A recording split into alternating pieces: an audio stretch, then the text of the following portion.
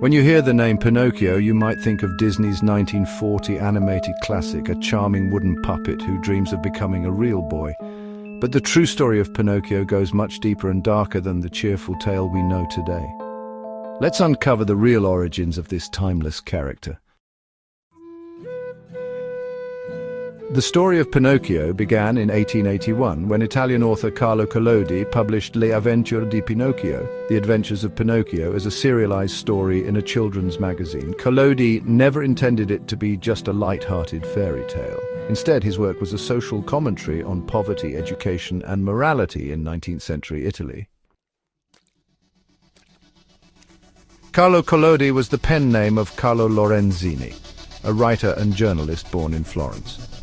Having grown up during a time of political unrest and societal change, Collodi used his writing to educate children about the value of hard work and the dangers of poor choices.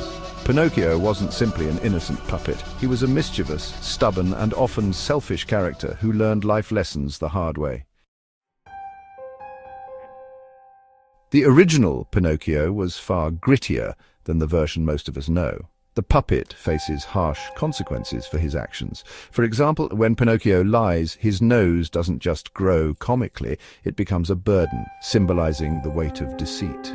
And in one particularly grim chapter, Pinocchio is actually hanged by villains who punish him for his disobedience. Collodi's story was meant to teach children the consequences of their actions in a raw, unfiltered way. At its heart, The Adventures of Pinocchio was a cautionary tale aimed at the children of Collodi's time. Education was becoming more accessible, but many families still relied on their children to work rather than attend school.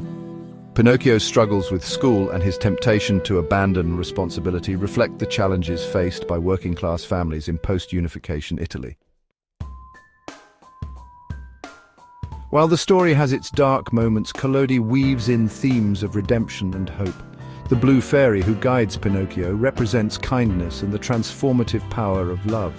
She helps Pinocchio understand that his actions have consequences, but also shows that it's never too late to change.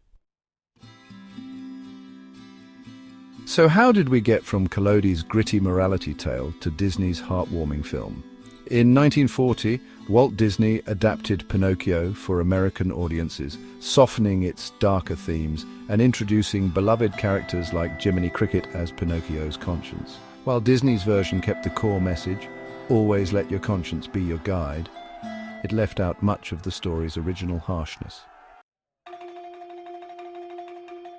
Today, Pinocchio remains a cultural icon, especially in Italy, where the character represents resilience and transformation. The tale has been retold countless times in books, movies, and theatre, each version adding its own spin while preserving the timeless lessons of honesty, responsibility, and redemption. So, next time you think of Pinocchio, remember the story's roots, a humble wooden puppet carved out of Italy's struggles, lessons, and dreams. It's a story that's grown, just like Pinocchio himself, from a symbol of mischief into a timeless reminder of what it means to be human.